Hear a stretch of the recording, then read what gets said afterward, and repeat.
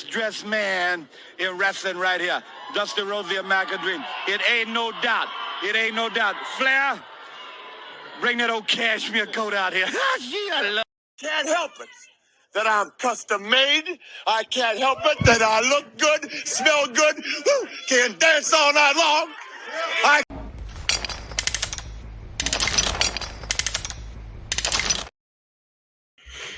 Welcome to a special edition, a Saturday edition, which is really rare for me. But how you doing, Deets? Doing good. Just waiting for all the results to come in from the combine.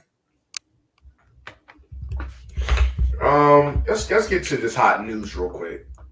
It's controversy right now with Deion Sanders about this religion controversy about him pushing. Some people feel like he's pushing Christianity on the players.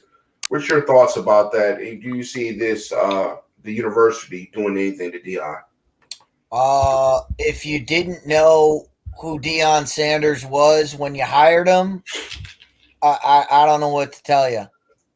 The guy is as far as he was a pastor at a church. Mm-hmm. So if you don't think he's going to if you don't think he's going to have religious background in him, you don't know Deion Sanders. Mm-hmm. I mean, anybody who's upset about this, just look into Deion Sanders' history and you'll understand faith is a huge part of everything that Deion said, does, is he's connected to his faith. And whether you count that as pushing it on people, I don't know about him pushing it. I think he will always steer people in the way of connecting to faith. But I've never heard Deion say anything about, I've never heard Deion be, you have to be this, you have to believe in the same thing that I believe. I've always heard Deion as, whatever your faith is, have faith in it and push it that way. I know that doesn't fit with a state university. It doesn't fit with modern PC culture, but that's the way Deion is. That's the way he's always been. So to me, it's not a controversial situation because Colorado, you should have known this going in, because I mean, all you had to do was ask me. I don't know. I've never spoken to Deion, but I could have told you this. Yeah. I knew everybody who knows who Deion is. Everybody knows that going in. Mm-hmm. So you should have been aware of that. You know, whether you should have told him, hey, tone that down in the locker room, tone that down around campus. I mean, it's one of the reasons why Deion fits at an HBC. He fits at a Division I AA where you can do those kind of things. Mm-hmm. At a Division I school, at a publicly funded university, that stuff's not going to fly. That stuff's going to cause controversy because people are going to get up in arms. Now, Deion hasn't hit the field yet. All of this goes away if you have a 7-8 win season. But would you jump on this bet? I've been seeing the over for Colorado's 5.5 wins. Would you touch it? That's for shits and giggles. I think 5.5 is going to be tough. You think it's going to be real tough like that? I mean, you're talking a first year coming off a 1-win season. To get over 5.5 means they would be bowl eligible.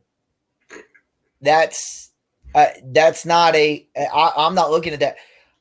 What I'm looking for Deion is 2 to 3. I'm looking for 2 wins in the Pac-12 and 2 wins out of conference. That's 4. Right? That's 4 wins right there. That's That's my goal for Deion Sanders in his first year. I think I'm gonna jump on that 5. I think I'm gonna jump on it, Deets. Five is okay. That 5.5, that's gonna be the tough part. You to get over 5.5, you have to get to 6 wins. I think it might be 5 wins. Let me not say 5.5. Let me look it up because it was on a prop bet I saw. I think it might have been only 5 wins. Hold up. I mean, 5 win. Right now, I would think you're going to push that bet because 5 wins is about the ceiling that I would put Colorado on this year.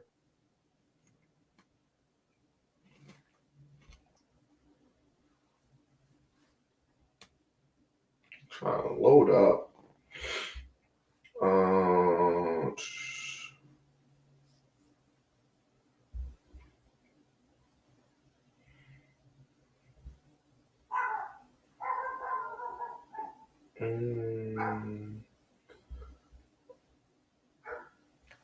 Because while you're looking that up, I mean, you gotta just look at where Colorado played. Colorado is in the Pac-12 North. Oh, okay. Let me look at that. Right now, it's the win odd totals is 3.5 plus 1,200, under 3.5, negative 150. And for them to win let's say the odds to win the Pac-12 is plus 2,500. Yeah. Winning the Pac-12, not going to happen. But you can squash that one right now. I mean, just look at where they are in the Pac-12 North. They're not beating Oregon. They're not beating Oregon State. They're not beating Washington. They're not beating Washington State. That's 4 teams, right? That's 4 teams on their schedule right there that they're not winning those games. Then you got crossover games. Let's say they play Utah, and let's say they play Utah or USC. That's a lot. Those are losses right there. UCLA is a loss. We can't say that. Nobody put the pads on. We don't know what this team looks like this year. You're talking about Colorado? Yeah, we talking about Colorado. Colorado's not beating you. I know for a fact who's putting on the pads for USC, and that happens to be the reigning Heisman Trophy winner, Caleb Williams. Yeah. USC. Colorado's not beating USC. What week is it? What week they playing? No, we're talking about Vegas as far as projecting wins. I don't even know Colorado's schedule. I don't know if USC is even on their schedule, but if schedule, that's an automatic L for Colorado right now, and that's not a slap to Colorado.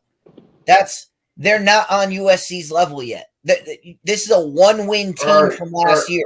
It's going to take time. They think they're going to make a bowl? You think they make a bowl game? I don't think so. I think 5 wins is the best they get. All right, TCU. They play TCU. TCU, that's a loss. September. How can you say that, Deez? We don't know what this other quarterback is. How can I say that?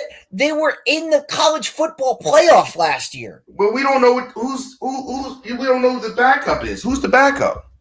It don't matter. Their backup quarterback is the kid who started the season last year. So he's obviously on the level of Zach Duggan. All right, so, Air Force. You think Air Force is a loss too? Air Force is a loss. Air Force is another team that played in a bowl game last year. So you think Air Force is going to blow out Colorado? That's a loss. Minnesota,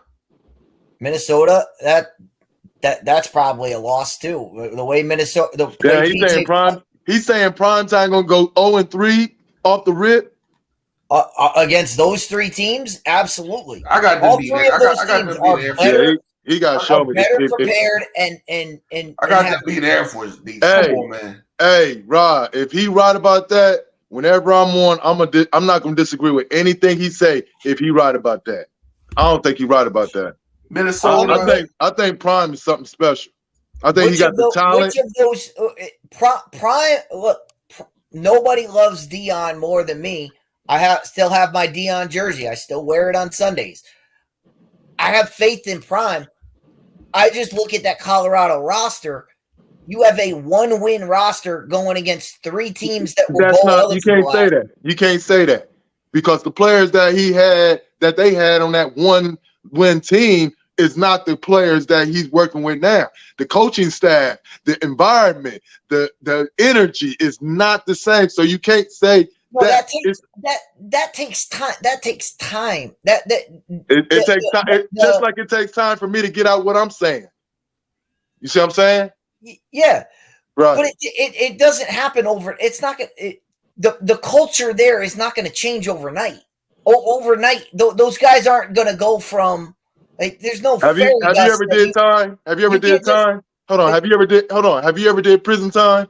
Yes, I have. Okay, so you know that culture, that environment can change dramatically over a certain amount of time. You do understand that, right? Right, but not overnight. I know for me, 1 year changed my whole program. So, but the minute you walked in that door, you had to learn that culture. You had to But that's why he bought his own people. That's why he bought his core. His core. Now, if he just came over there and didn't know nobody, didn't do the recruiting that he did some. What is his numbers looking like in the recruiting department?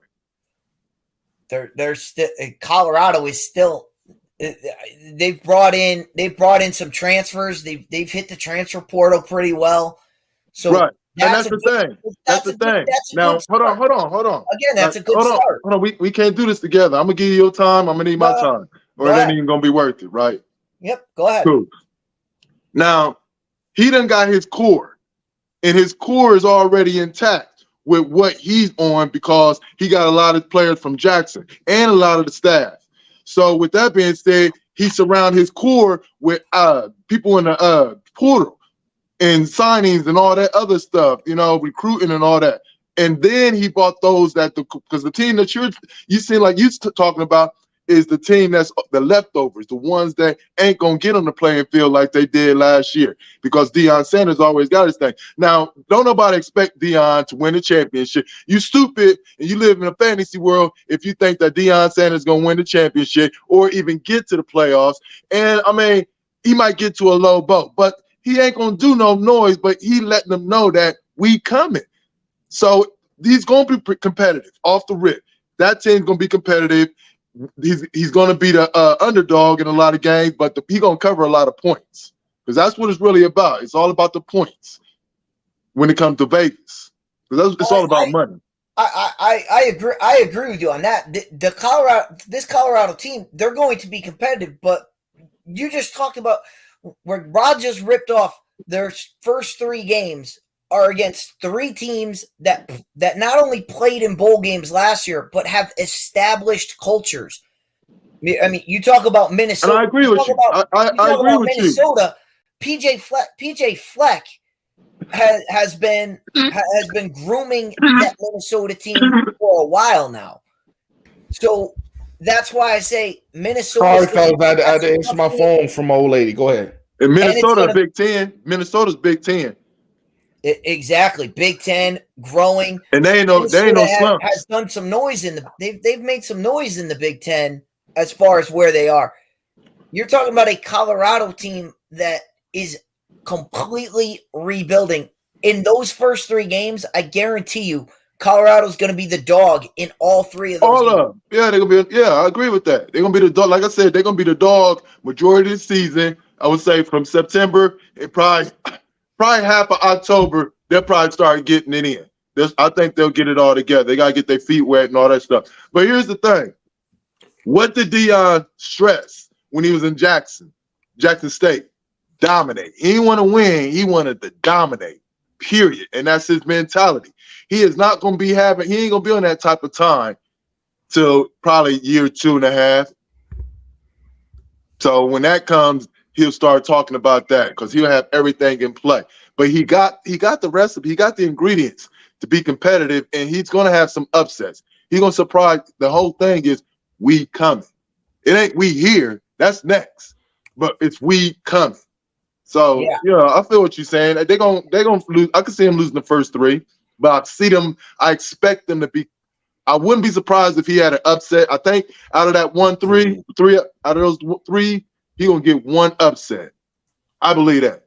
But other than that, he gonna be competitive. That's all you can expect from him, to be competitive. No blowouts, because motherfuckers gonna be trying to blow him out, because you got them John Robertson Jr. ass motherfuckers who don't like Deion and want to just see him go down burning in the flames. No, it's not gonna be like that. He's gonna be competitive. He's gonna be in every game.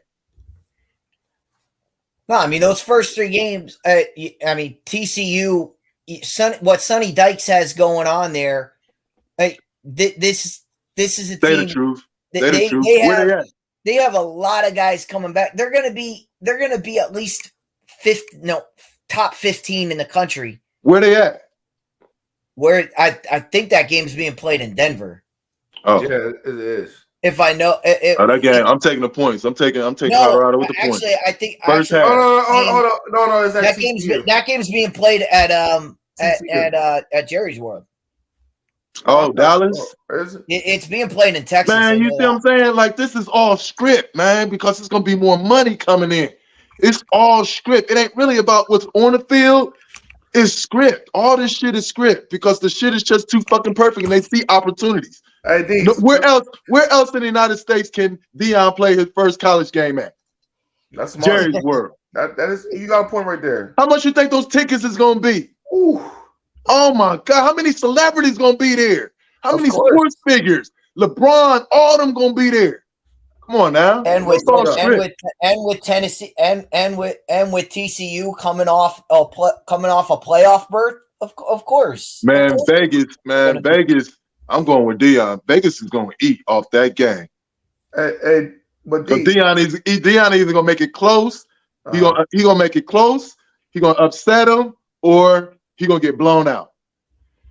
Well, let me say this though, real quick. I got them beating Air Force, man. I got them beating Arizona. Air Force is tricky, man, especially with that option with the option that they run. Talent and discipline to get them that game. Talent and discipline will get them that game. I'm going with speed. That's what I'm saying. Talent. Yeah. And the discipline and coaching will get them that game. Just the talent. The coaching, let's say the coaching is even. Let's say Air Force is coach. Let's say Ohio State, who won the championship? Georgia. Georgia's coaching staff is a 10. 10 is the highest, right? Yeah. I would say, is it safe to say that Air Force's coaching staff is a 7? I'm gonna say 6. I'm like, I wouldn't go that high. I would put them. I mean, as far as the academies go, they're probably below Army as far as the coaching staff, but Air Force. And they're undecided. We gotta remember. But here, hold up. We gotta remember they're That's the thing about Air Force. Y'all missing my point. Go ahead. Y'all missing my point. Go ahead, Lamar. Y'all missing my point. It's a different animal because you're playing basically 4 and 5 year starters. Oh man, hear me, man. Can I quarterback this? Go ahead. Can I quarterback it? Go ahead. If Alabama, Nick Saban's staff is a 10, 10 being the highest rating of coaches, right? 1 being the lowest. If Nick Saban's staff is a 10, Air Force would you say is about a 5? Yeah. 5. Okay. I would say about a 5. Now, Deion Sanders' potential, what he has, he just got it, but we know what he's gonna bring. What will you think that his level would be? His coaching staff.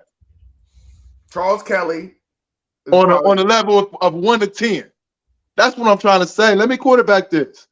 I'd say from right now with the experience that I've seen of Deion's coaching staff, I would put him 4.5, 5. So pretty much even. The lack of experience is what preventing them to have a better coaching staff than Air Force, because you say Air Force is about a 5, right? About a 5. Okay, let's go with the talent. Now let's go on the other side of the spectrum. If Alabama's talent, player-wise, is a 10, Arizona would be what? A 3, a 4, or Arizona? Yeah, I mean Air Force. Air Force.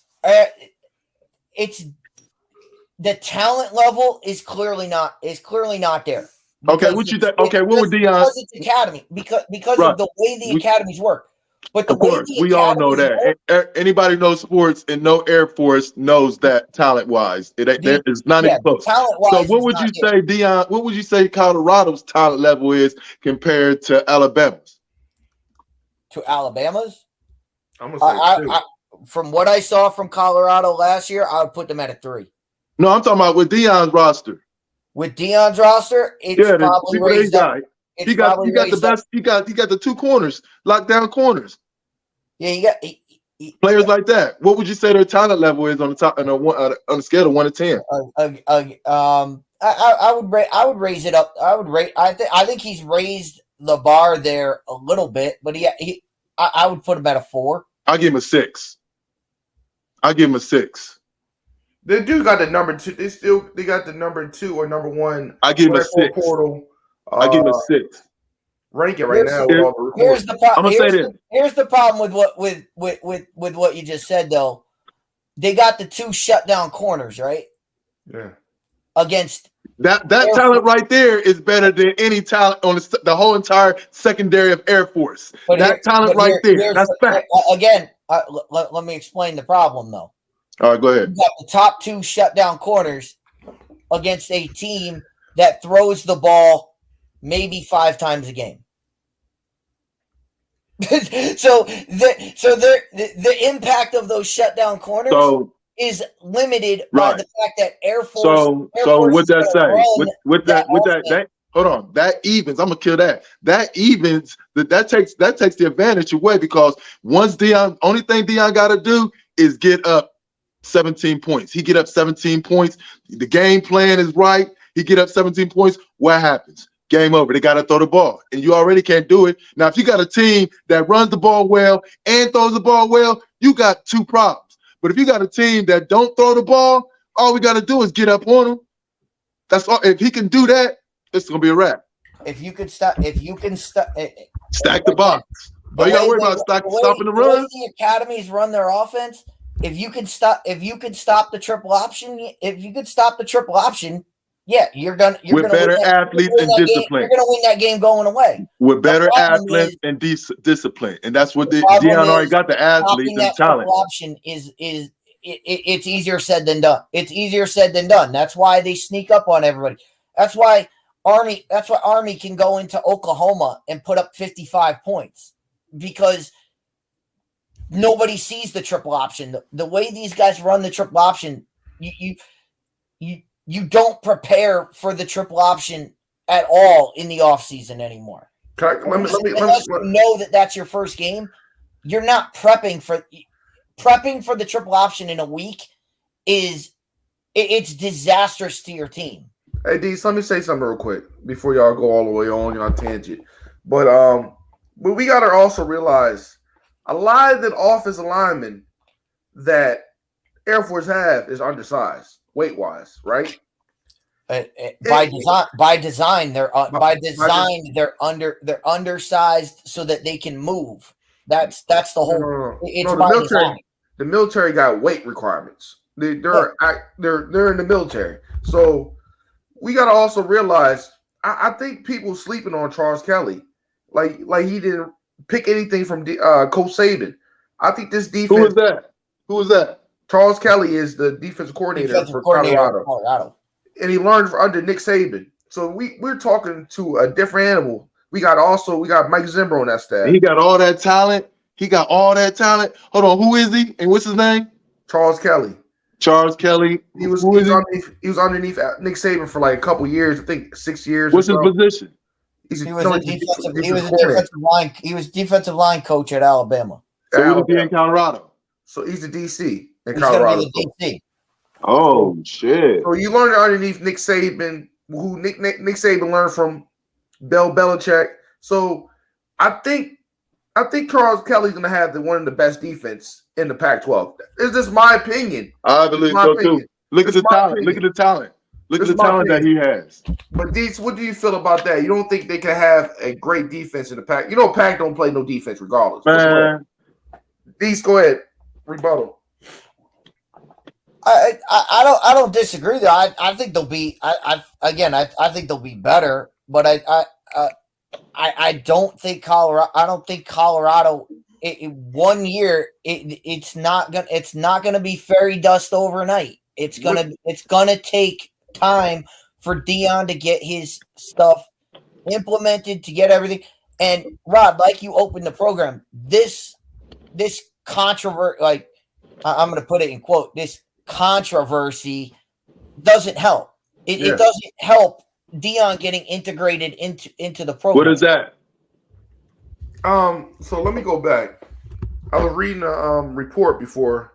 I read to him in the beginning, which a lot of people get rubbed kind of weird by Deion pushing Christianity in every interview. But some people love it. But it's a controversy where they feel like he's getting too preachy with Christianity. So that's Deion gonna have a problem with that. He gonna have a problem. That's his core base. Welcome to Boulder, Colorado. Damn. They already trying to this change. This is what they do. If you're not in the PC realm, they're gonna slam Deion for whatever. What is the PC realm? They're gonna slam him every time. What is the PC realm? They want have you ever been to Boulder, Colorado? Nah. It's a straight up college town where everything you have to be completely politically correct and accepting of everybody. You can't bring up. They basically want everybody to be atheist. Basically don't mention God. Don't bring up any faith. Don't bring up anything. Everything. Don't be controversial. Don't say anything off the rip.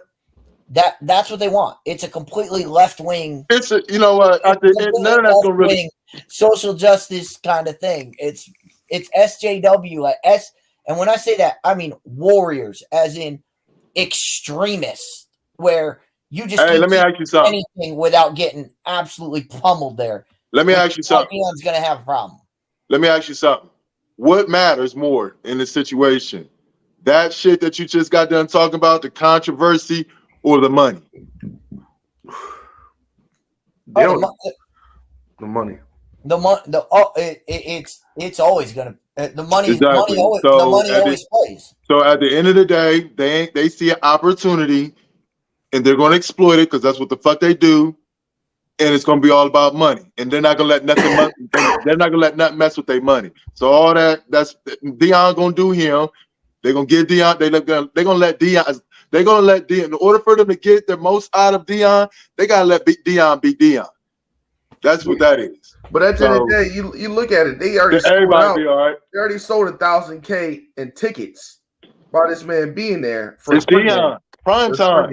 Like I said when I answered that question, if Deion wins 6 games, goes to a bowl game, all this controversy goes completely out the window. Yeah, but if he loses, completely thrown out if they win 6 games. However, if they win 2 games, then the voices get those voices get louder. Hold on. So you saying that's how this always works. So you saying if they win, if they get, let's say they upset TCU, what are the voices? What's going to happen? Oh, those voices are completely silent. No, those voices will still be talking, but nobody will care because the Colorado just beat TCU voices will be much louder. Now, what would happen? What would happen if TCU wins that game 55-0? Then which side has louder voices? It all comes down to winning and losing. At the end of the day, it's winning and losing. All right, let me go into some of my college legends because we was talking about that in the chat. Do you feel like Chris Johnson is the greatest East Carolina running back of all time, Deets? Absolutely. Okay. 2,000 yard rusher in the NFL? Absolutely. All right, and now let's move along. What about you, man? Did you watch Chris Johnson when he was in college, Lamar? No, I got hit to him when he got to Tennessee. All right. So it's Tim Brown. I have Tim Brown, the greatest receiver ever come out of Notre Dame. That's yay or nay. Ooh, greatest Notre Dame wide receiver. Tim Brown. I got Tim I Brown. think you got to go to. I think you got to Who's go your Tim top Brown. three? Rob, who's your top three? I got Rice. What's his name? Simeon Rice. Simeon Rice. I got No, Simeon Rice was a defensive end. not Simeon. What's the guy that came You out of the talking about Sidney Rice? Sidney Rice. Sidney Rice. God damn, I don't know why I get them names confused. I got fuck. That's a tough one really to think about. That's my top two. But are you wait, are you talking Notre Dame wide receivers? Yeah, Notre Dame wide receivers. Sidney Rice didn't play at Notre Dame. Not Sidney Rice. What's South Carolina. He plays for South Carolina. Yeah. I had it wrote down. What's the other one that went to the CFL? He went to Notre Dame. Raheem Rocket Ishmael. Yeah, Raheem. My fault. I don't know why I got Sidney Rice on mine. The Rocket. The Rocket was a he wasn't even a wide receiver though. He was like a running back. He was a football player. He was a playmaker. That's his position. He would be playmaker. Just get him the ball in his hand. Just give him the ball. Let him go. Rocket was fun to watch though. He could score every time he touched the ball on all four phases. I'll tell you, Rod. Also, Golden Tate on my list too. I'll tell you, should be number 2 on your Notre Dame list. Golden Tate too is on my list, man. I like Golden Tate. I'll tell you who should be number 2, and number 2 as far as college career is concerned.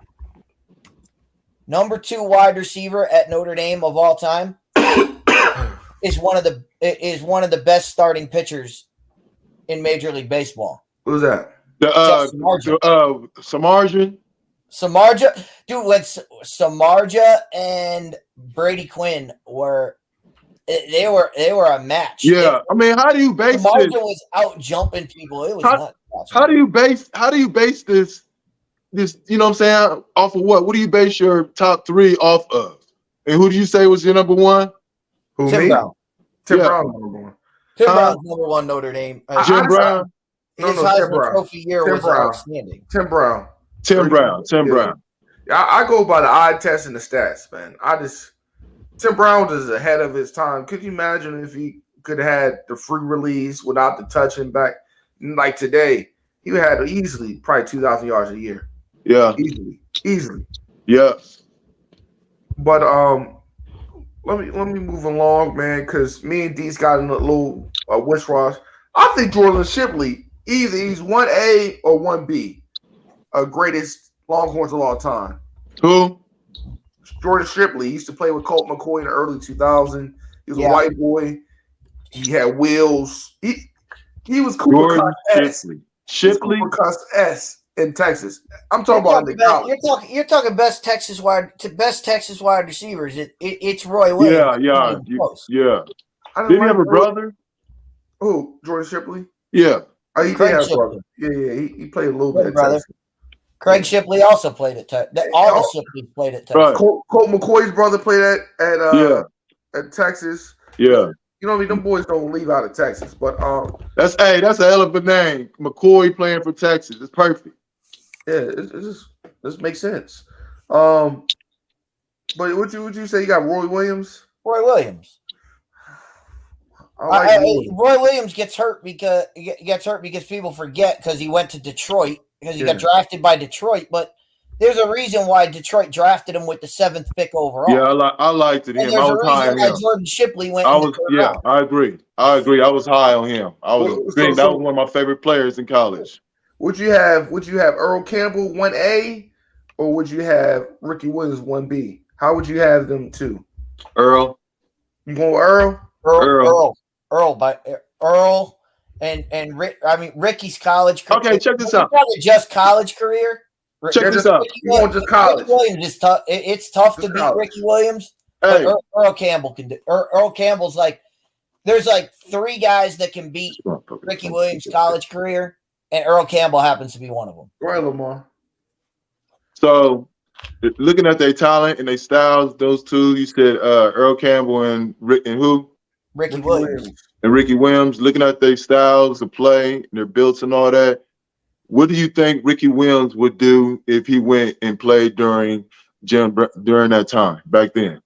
Earl I think they would have been pretty much on the same, but they played pretty much the same way. Okay, now what if Jim? You said Jim Brown, right? No, we said Earl Campbell. Earl Campbell. What if Earl Campbell went and was playing during Ricky Williams' time? How would he do? I think they're the exact same player. I mean, every time I remember watching Ricky play in college. Every time he touched the ball, every game they would say, "This guy reminds me of Earl Campbell." I mean, that's exactly what they said about him. His speed, I don't think it would be the same because his speed was phenomenal. And if he had the same speed that, what I'm saying, he would definitely be the fastest NFL player in that time, right? Because that's what he was about. He had speed and he had power. He'll hit a home run and he can back then he can have 10 carries for 300 yards with his ability. But can that be done on the opposite side of the spectrum? Can Earl Campbell have 300 yards running in today's or the time when Ricky Williams was in the NFL? Can he have that? I think he could have. Earl, watching what Earl did, and you watch what he did at Houston, as far as in his NFL career, in order for him to do that, he's gonna have to run him over. He ain't gonna outrun him. A lot of people think. The problem with Earl Campbell is Earl Campbell wasn't looking. He wasn't looking to dance around you. He just wanted to run people over. That's what I'm saying. That's what I'm trying to. While we talking at the same time, that's what I'm trying to slide in. Earl is not going to outrun these. During the time Ricky was playing, Earl is not going to outrun them like he did. He ain't going to have the same speed he had back then, back in them days. He's not. So he's going to have to run through you and whatnot. So I'm saying Earl could not get 300 yards on 10 carries during the same time era that Ricky Williams was. I don't agree, Lamar. That's just you think these about linebackers. They stack in the box. They stack in the box. It's him against 8. The technology now, where these boys get super strong. You can't say Earl Campbell could not be his style of play, his style of run. That's like I'm saying that the key thing I'm saying is 10 carries. 10 carries for 300 yards. Nobody getting 10 carries for 300 yards. He ain't getting that. What you're saying, you know what I'm saying? I'm just saying nobody doing that. But I bet you. Okay, well, let's be realistic. Let's say 15 carries for 250 yards. I think Earl can get That's that. cool. I think Earl can get that. So you don't think? I think a lot of running backs from back in the day could did that. You think about Ricky Williams style of day. I'm not talking about Ricky Williams. We talking about the greatest Dickerson. You put Dickerson with these lines nowadays, he would be killing them. Right, because it's his style of play. It's his style when he had like Le'Veon Bell. He had the patience and then he had the explosion. Of course he can do it. But I'm looking at the style. Ricky Williams, if you put Ricky Williams, if they switch teams and you put Ricky Williams there, Ricky Williams will have his way because he can do both. They can't stop both. He can do physical and he gonna outrun them motherfuckers. Earl Campbell ain't gonna do that. He just gonna have to run straight through you. It's gonna be physical. And that was good. And in order to have big games like that, you gotta have home runs. Earl ain't breaking no home runs like Ricky is. Who will have the most home run break? Who will have the most home runs that was broke between them two? Earl Campbell stepped on people's chests, man. Yes. I'm gonna look that up. Earl Campbell used to step on Earl could run you over. Earl will run you over and then run right by you. I mean, no one was catching. That's back then. You say he wasn't fast. Nobody ever caught him. That's back then. What year was that? What year are we talking about? Nobody ever caught him. What year are we talking about? What year are we talking about? 1970. You about to say 6? 70s? Come on now. 70s, what was the speed? I was running a 4. I was running a 4.5 at fucking 21 in 1992. 2000. 2000. Yeah, I was running about a 4.5. So yeah, the speed. Of course, he was before his time. Y'all ain't saying nothing. Guys get. I mean, we have this. We have Rod and I have this conversation all the time. Eras change. Eras are different. I mean, a guy running a 4.3 back then was unheard of. Exactly. Ricky was running that. That's my point. Y'all missing my whole point. My point being that Ricky ain't no let's say Tony Pollard. He ain't built like no Tony Pollard. Tony Pollard from Dallas, he's a scat back. He, you know what I'm saying? He hit them corners. He good at going up the middle, but he ain't gonna bruise it. Ricky will bruise him just like Earl. Ricky can step on your chest. He was very physical. He was a specimen for real. You see, he was you know what I'm saying, a specimen. He come up out his shirt, so he was physical, but he was also fast. And being back in the 1960s, they had no type of speed close to him. Ricky will run waters. He can have 10 carries and run for 300 yards. That's what I'm saying. We playing the what if games, but let's move on from this.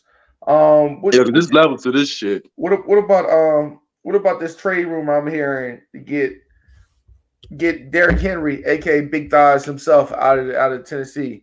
What's your thoughts about wherever want to go for real? That'd be smart. They got to start all over.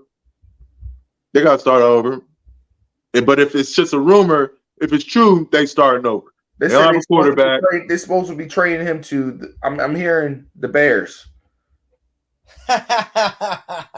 Where careers go to die. Yeah. Chicago. I mean, look, check this, right? Look how every dynasty in football had its moment, right? They had the moment to get there. They got there. Some held on to it, and others just flipped. They just went away, like the Miami Hurricanes back in the 80s, and then they maintained, but they never been back to where they were.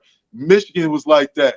You know what I'm saying? You got teams. Alabama was like that. We know why the Hurricanes dynasty died. Yeah, I mean, my point being, the NCAA put a knife in that. Man, you let me get this out, then I'll get it out. Point being is, Chicago was a respectful, dominant organization, franchise back in when they, in the 80s and whatnot. They're not gonna always not be shit. They're gonna be competitive. You gotta crawl before you walk before you run. They walking, they no longer, they're done crawling, they're ready to walk. And by getting that and trading that pick, they're gonna trade that pick. They're gonna trade it and they're gonna build off of that. If the front office is on point, man, Chicago got the opportunity to get back to respectful dominance and playing for a Super Bowl. If they get the right pieces and coaching staff and surround that young boy Fields with the talent. So getting Derrick Henry, that complements. That makes perfect sense. So if it's not a rumor, yeah, they're on the right track. But they got to build that offensive line. But because if they build that offensive line right, they got to take the ball out of Fields' hands. I'm saying this, they build that offensive line up. I can see. I'm sorry to say this. This is early 2000. Michael Vick with Warren Dunn. You know what I mean? No, that was Jamal. I think Jamal was running then. Jamal Anderson. Right, Jamal Anderson. When they had that 1,000 yards, both of them had 1,000 yards. If they get that line right, and it's some RPO with Derrick Henry and Fields, they'll win more than 8 games. They'll win more than 8 games. But they don't got no defense. The trade is some of the best. That's why all they need is all the team needs is about 3 good players out the draft. They trade that number 1 pick, you already got one out the way. And you know what I'm saying, they can finesse the other shit because they're gonna, I see that happening. If that's true, they're gonna win more than 8 games. They got to get somebody in there that can block. Derrick Henry is great. But he can't run. He can't run if there ain't a hole. Nah. If there ain't a hole there, he can't run. And but those two combined, that's gonna make one is gonna complement the other.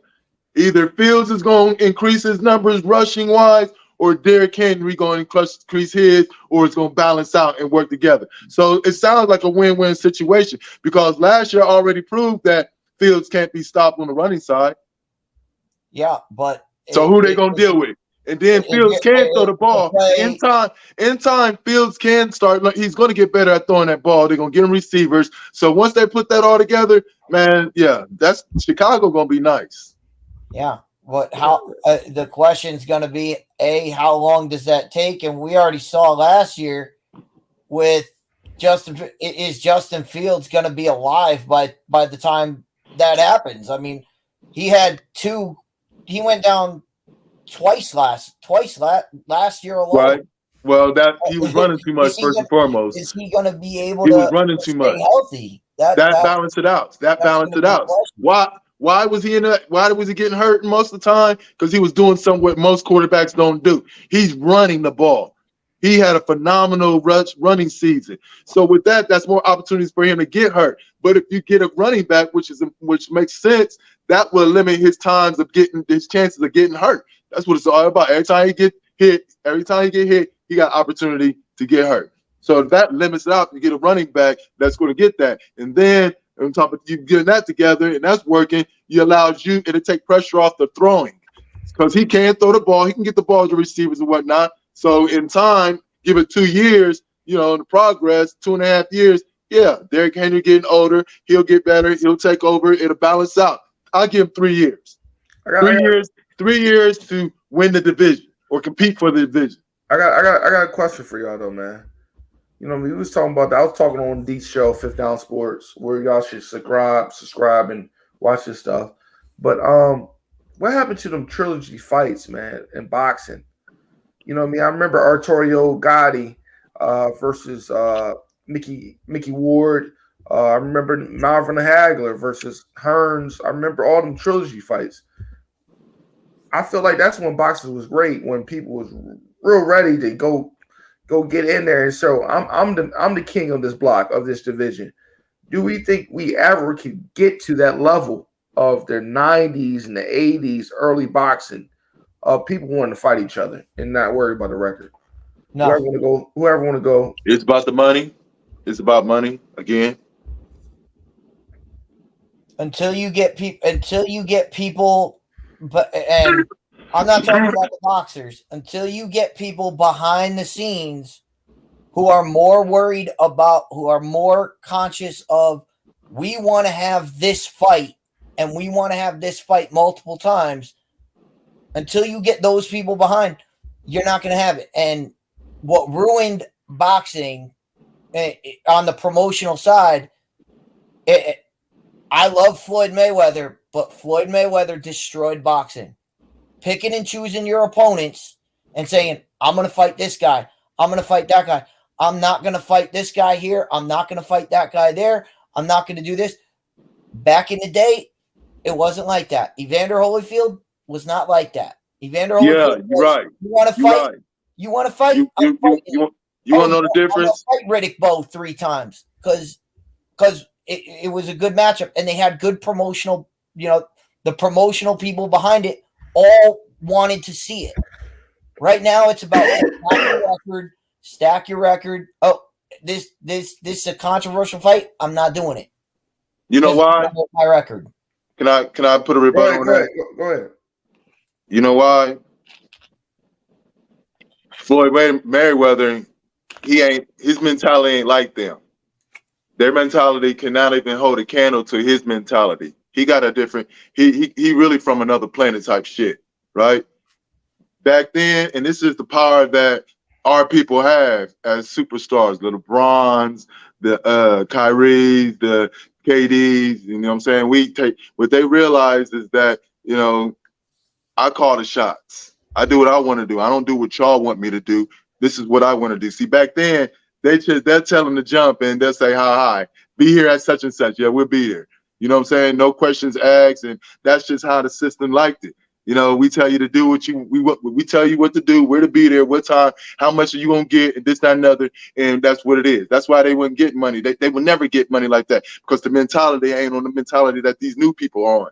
So it's kind of like they were at the back of the bus, just glad to be there and this, that, and other, and doing what everybody say. But those of consciousness, like the ones that, Kyrie's and, those who dictate and take their own power and cause their own decisions and make this their life. they take that power. They took that power. Floyd Mayweather took that power from them, and now it done fucked up the whole game. You get what I'm saying? Right, but Right. that's why you're not gonna see one. You're not gonna see guys fight 3 times. And then that's where the money come in. The money comes in at the money comes in at play, because if you take that power, if you know you got that power, you can dictate what you want to do. You can control the narrative. They always control the narrative and setting it up. You know what I'm saying? Because they do the numbers and they put it together and then they present it and then it goes down. That's how it works. But now these players today, they much smarter than that. They make the. How did KD get to where he wanted to go? He created that narrative. They wouldn't do that. Rod, look at what's the biggest fight going on tonight? John Jones. John Jones. John Jones is still the big draw in that fighting world. Now, as I said on my show, I'm not a big UFC guy just because it doesn't interest me. UFC, but I am aware of. But the fact that John Jones is still After the 3 guy, years. Yeah. but we don't see John Jones fighting, fighting somebody like you said. We don't see John Jones versus put a name in there. Fight 1. John Jones versus that guy. Fight 2. John Jones versus that guy. Fight 3. And you go back to through the history of the fight game, which is mostly boxing, because that's where we get the story. I talked about this on the show. What made Muhammad Ali great? It wasn't just that Muhammad Ali was great. It was that he was fighting George Foreman. He was fighting other people, and they were doing it not once, not twice, but they were going 3 times. And the build-up for that third fight is what made Muhammad Ali so great, because he had another side that was just as great. That was just as great. Okay, can I get 2? Let's see. All I need is 15 seconds. Mm-hmm. You take a whole minute, 60. I just need like 15.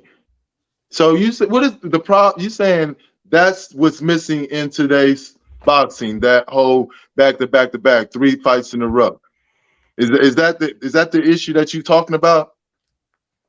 Yeah, that was the question that Rod posed, was will we see three-peat? Will we see back to back fights, or in the same way we saw kind of like Leonard Haggard, Leonard 1, 2, and 3? Is that what y'all talking about? Yeah. They do that. Where? When the last fight? I don't remember. My last trilogy I remember was Mickey Ward and Gotti. Maybe Tover and Roy Jones. But it's really not trilogy fights no more, man. We were close with Wilder. So name 6 bouts. No, name 5 bouts that you think is worthy of having that. Spence Crawford. And how many times have they fought? This is about to be the first time. Okay. I like to see Devin Haney and Tank Davis. I like to see that as a trilogy fight. How many times have they fought? 0. But I would like to see it as a trilogy fight. Okay. And I would like to have saw Floyd versus Pacquiao a couple times. But how many times did they fight? One time. They waited too late. That would have been a possibility because it would have been about the money. And Floyd's all about the money, but they waited too late for that. That could have been. I see that being in history. Them three fighting. Depending on how the first fight. Yeah, the first fight was close, or if somebody felt like they got robbed, whatever the case may be. Yeah, let me throw another one too. Let me throw another one at you. The negotiation prevented that. They should have been fought. What year did they fight? That shit was like maybe like a 10, 9, 8. Right. Maybe. But how long was they talking about it? Years, like decades. But right. So yeah. But another one I would like to see, and this is so we're gonna get that too. We're gonna get that too. Give me a top 5. Oh, you talking about current boxing or back in the day? I would like to see a trilogy. Just period. All right, Period. Shane Mosley versus Floyd. I think that should have been a trilogy fight. That was one time. That was one time because Right. I think Shane Mosley had enough power to get Floyd out of there, and he did clean. He cleaned his clock a little bit, and he went for a clinch. But that was another fight. I even go back. I think Lennox. If Lennox could have got Mike before he got locked up, I think that been a better. I think that could have been a trilogy fight. Yeah. What about Wilder? I think Wilder is just a boxer where he got lucky in the right time. No, I'm talking about Wilder and Fury. Oh, I think that shit's over with. I want to see. They already got 2, right? Yeah, 2. Right, that's over with. I would like to see. If you win 2, it's over with. Yeah, I like to see Usyk versus Fury. I like to see that fight. I think Usyk is he's just a brawler. You know what I mean? And he's got great defense. I think that could be a thing. But the Andy Ruiz versus Anthony Joshua, I think that was a terrible, terrible fight. Rod, I think you put one of the right guy, Shane Mosley. I loved watching him fight Roy Jones. Yeah. Those fights were awesome. Now that we done covered football and boxing, can we touch on some NBA while we at it? Yeah, the Clippers are terrible. That trade, that signing didn't make no fucking sense. You're 0 is, you know what I mean, something plus, Rush had a good game. He had over 20. He had a good game, but like the tape is in there. I feel like Russ would be perfect. Let me say this. He'd be perfect for the back in the daytime, right? Right. A motherfucker running and gunning, going up layups. His shit would have been perfect. But this game, you need to know how to shoot. Like, it'd be different. You see how they was playing them? They see this thing. You see how Draymond was playing? He ain't know what to do with that ball. Yeah, like, so his game be perfect. That's totally disrespectful. His game definitely been perfect for back in the day, but it's a different day, and I feel like this is gonna be his last stop. I don't see him back in the league. He's not like a Derrick Rose. Derrick Rose know how to flow with the game. You know when to pass it. You know when to shoot. Yeah. Derrick Rose got a dangerous mid-range game. If he could have had that shit in Chicago, we talk about a different player. We might have went to the finals if he didn't get hurt, because Derrick Rose was a different animal. Oh, you said we? No, I'm saying Chicago. I meant Chicago. I'm not a Chicago player fan, but if he had that game we had now, he'd been a different player. He was trying to. His career would have lasted longer too. Him and Ja. That's why I'm so worried about Ja Morant, because Ja Morant is trying to throw a body on everybody, and that's. But he got a nice mid game. He got his mid game and 3-point got room to grow. So he'll be all right, because right now he's taking advantage of his talent. Yeah. Let's get into the point you want to get into. You was talking about you feel like the Kyrie and the NBA did him wrong, but I feel like this. We already know what the NBA is. Chris Jackson, Muhammad Rule got blackballed for Greg Hodges. Craig Hodges. Brian, Dawkins with the Sixers, Thunder, he got blackballed. There's a lot of people got blackballed, but for this situation about him posting a video, I didn't feel like he should got suspended, because I think everybody should got freedom of speech. He just posted a video, which is public record from Amazon, the documentary, which Amazon didn't get no backlash, but they didn't, and they raised the prices of the movie. They raised the prices to $50. That movie, before Kyrie did that movie was probably like $18 or less than $20. So they took full advantage of the situation. But what hurt me is that they were telling him to renounce the things that they was telling him to announce. The movie, if it was such of a problem, why was it on their network? It was, and who was in charge of this network? A Jewish man. That's what don't make sense to me. But on our side, it upset me how everybody like LeBron and Shaq and Barkley and just anybody that had an input on the situation of melanin in them, black men had things to say. Because at the same time, they're going to agree with the movie. That's part of their beliefs. We know what this deal is as a people. We know that the people in the Bible were not Caucasians. They were people of color, people of melanin. So those who went at Kyrie, yeah, they're wrong. They're wrong. I used to be a fan of Shannon Sharp.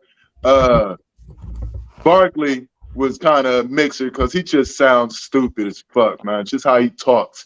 I'll hear his voice and I just change. Like, bro, you just sound dumb. That's all to me.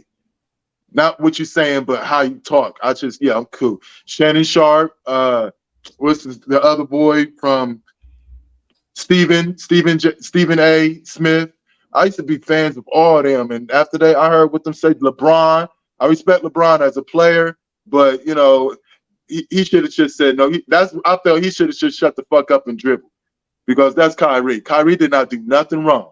You feel what I'm saying? Like all them, basically, since Kyrie put that information out, and Kyrie is 30 years old. So Kyrie is like the leader. He's like the figure or at the, you know what I'm saying, of his generation. He's at the top of his generation. You know, he do all his generation wears his shoes and shit. You know, motherfuckers in their 30s and all that 40s, they don't wear Kyries. They wear Jordans and LeBrons. His generation wear Kyries, and younger than him, they wear Kyries. So they all look up to Kyrie and, you know, shit like that. So and Kyrie is about that life. He's an activist. He's spiritual and all that shit. So he was giving out information. So, you know, I feel that LeBron's and all them, they were wrong.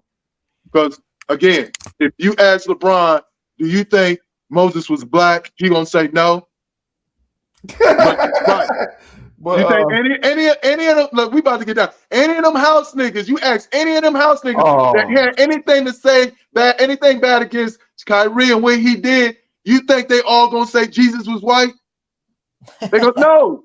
So that's what the Bible was saying. That's what the movie was saying. That's all the movie was saying. And Kyrie leaked it, and everybody had a problem. Nike. I got a whole Nike outfit, wardrobe. I'll never buy another Nike again. I'm about to hit up Kyrie like, hey, Kyrie, man, I don't fuck with Nike, man. I got all this Nike gear. Can you help a brother out, bro? I did it for you, man. But go ahead, Chris Dees. Break it down how in your lens. I agree. I agree the same way you got. I'm right there. I'm right there with you guys. I mean, when this story came out and when it was everybody banging on Kyrie, oh, how could Kyrie do this? How could Kyrie post this? Kyrie posted a video.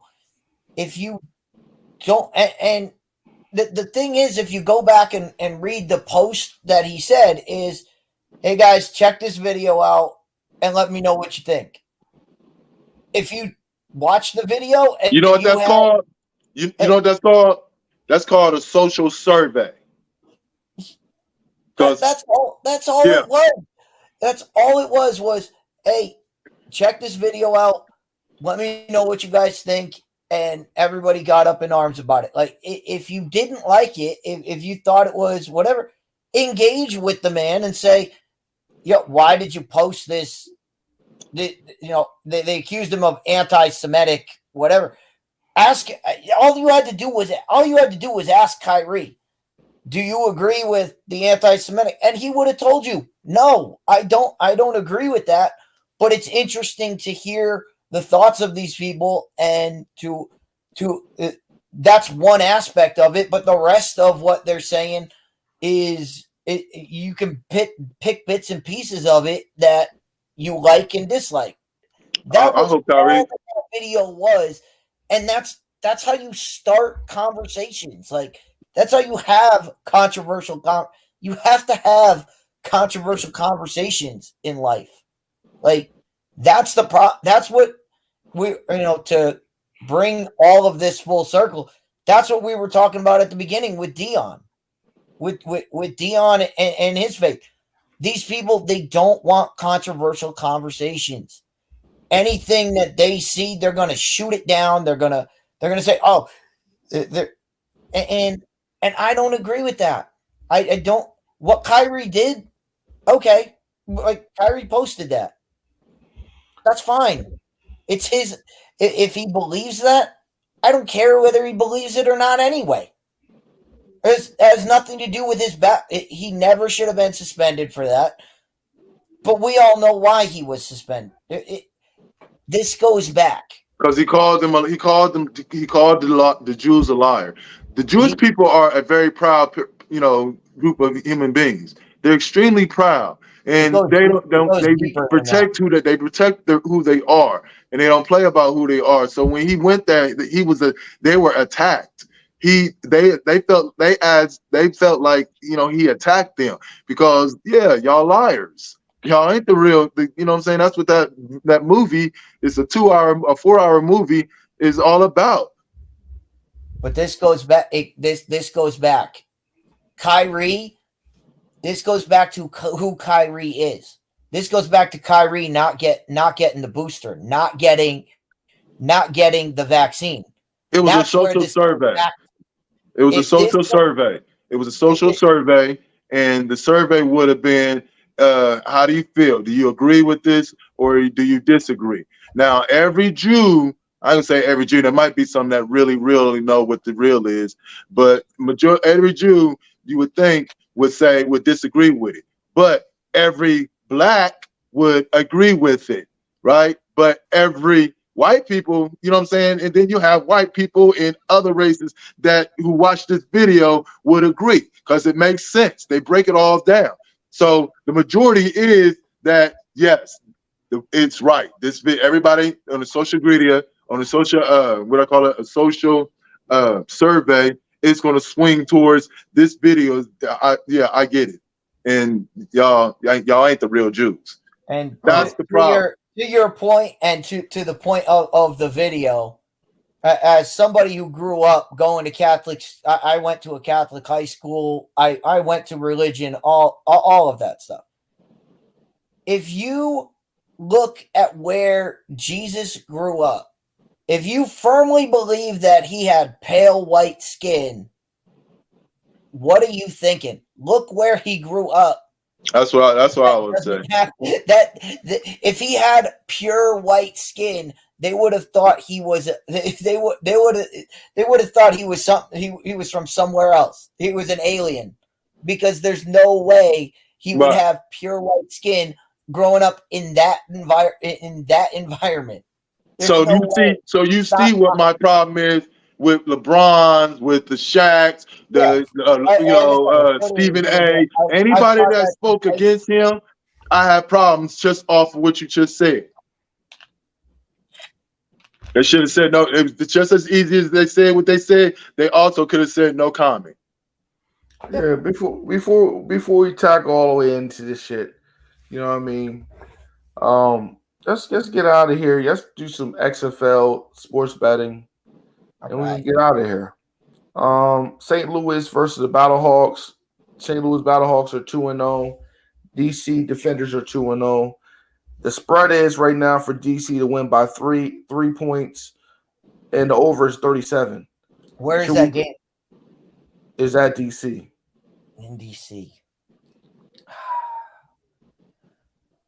I'm gonna go with them just because it's the team that I root for, just because I love the Battlehawks name. So I'm gonna go with St. Louis. I'm gonna take the plus money too. I mean, they're doing their thing over there. I'm gonna take the plus money too, man, because they got the DC favorite. I'm gonna take the plus money. I love Greg Williams. Bounty Gate. I wish they brought it back to the NFL because I think that shit legendary. If you can drop it down, if you can drop the what is it, +3? No, it's minus. It's minus. 2.5. That's 3.5 points. You gotta win by pretty much. Oh yeah, 2.5. That's what I was gonna say. If it's -3, drop it down to 2 or add a 5 to it, because tickets, 3 games like that, they be trying to get a lockout.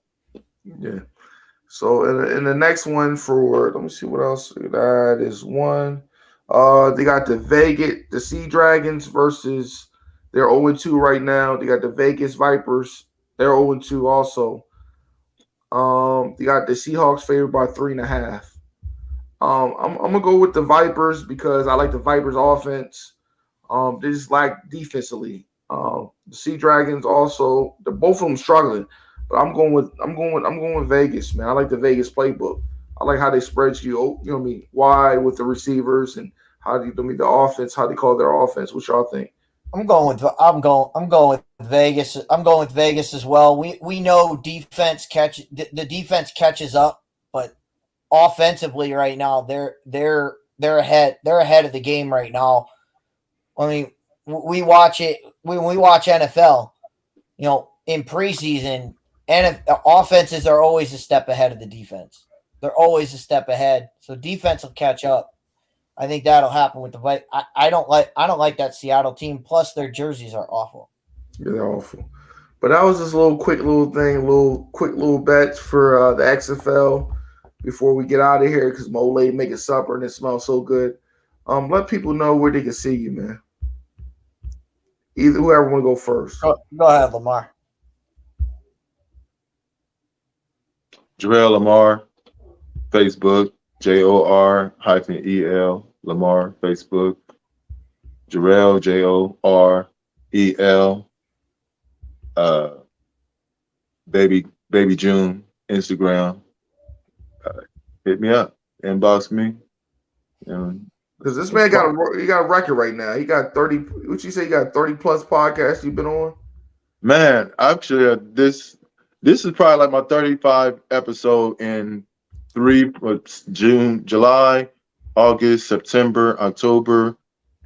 5 full months. 5 full months. This is about my 35th episode.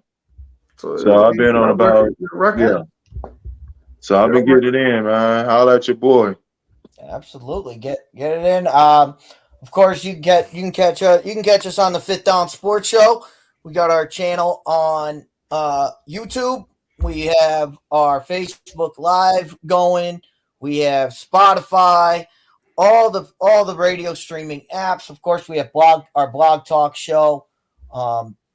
We do all of that. Of course, we do it every Thursday night, and we try to do some special stuff. I was trying to do something today, but like I said, my internet is not functioning the way I want it to, so I'm not going to attempt a show today. But we might go tomorrow with some baseball stuff as we get into it. But this week we'll be looking at the combine, looking at the NFL draft, seeing what's going on, and covering all that. So check us out, like, subscribe, all that stuff. And we'll get you on the show. I appreciate y'all fellas coming on, man. This has been a special edition of, Midday Sports with Rod on a Saturday edition. Hope y'all enjoyed the episode or enjoyed the panelists, Fifth Down Sports, Brother Lamar, man. He always bring the intensity, you know what I mean? And that's why I gotta love about him. You know what I mean? He's unapologetic about his point of view. And that's what men are, made on, standing on what they believe, man. Right. If you can't stand on nothing, you ain't no man to me. You know what I mean? So I appreciate both of y'all fellas coming on today. And this has been another episode of Midday Sports with Rod, and we're out.